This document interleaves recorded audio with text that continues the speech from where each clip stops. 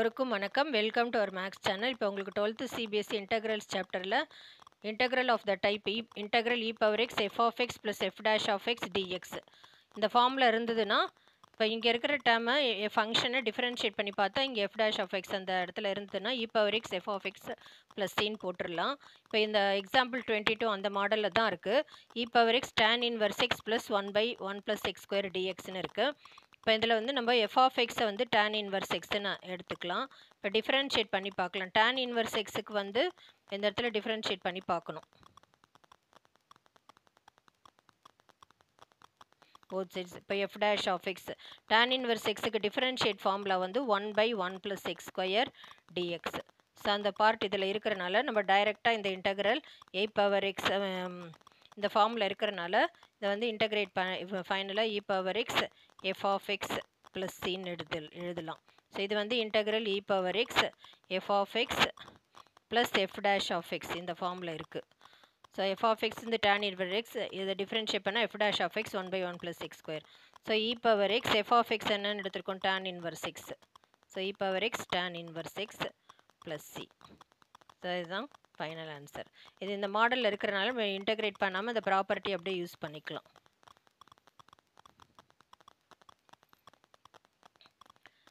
Next அதில் example 22ல் அதுவும் இதே மாடல் தான். அது எப்படி இருக்குன்னு பார்க்கலாம். 22ல் second sum subdivision integral x² + 1 e power x by x plus 1 whole square.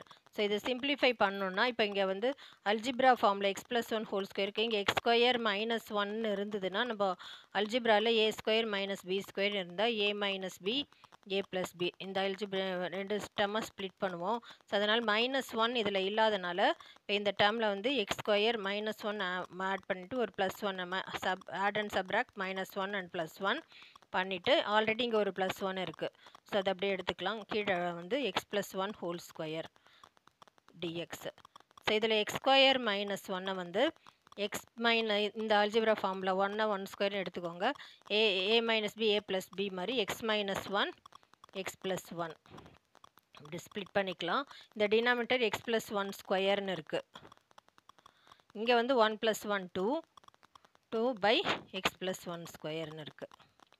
So இதில் ஒரு டேர்ம் கேன்சல் ஆகிடும். இப்போ இங்கே x - 1/x + 1 தான் இருக்குது.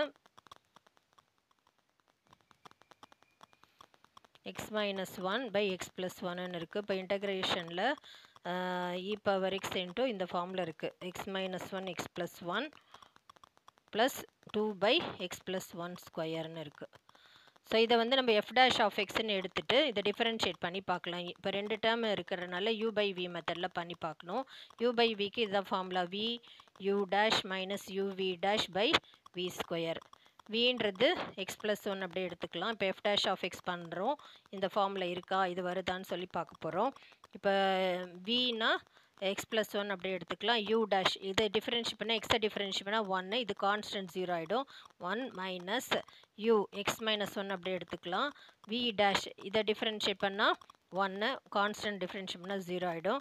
டிவைடட் பை எக்ஸ் ப்ளஸ் v²ன்றனால எக்ஸ் + 1 ஸ்கொயர்.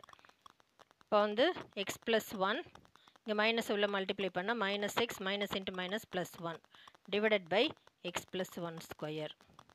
ஸோ இது +x - x கேன்சல் ஆகிடுச்சு. 1 + 1 2/x + 1 ஸ்கொயர்னு இருக்குது. ஸோ அந்த ஃபார்ம் இதில் இப்போ இந்த ஃபார்முக்கு வந்துருச்சு. இப்போ integral e power x f of x plus f dash of x இந்த ஃபார்முக்கு அந்த இன்டகிரேஷன் நம்ம கொண்டு வந்துட்டோம். ஸோ இது எஃப் ஆஃப் எக்ஸ்னால் இது எஃப் டேஷ் ஆஃப் எக்ஸ்.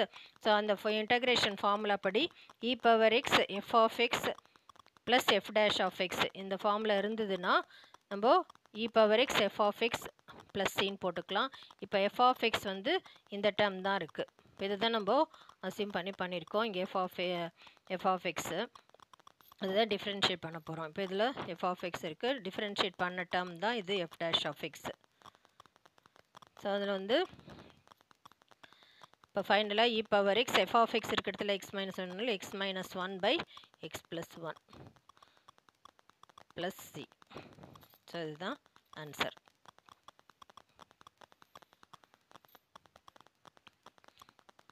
புரிஞ்சிருக்கும்னு நினைக்கிறேன். தேங்க்யூ.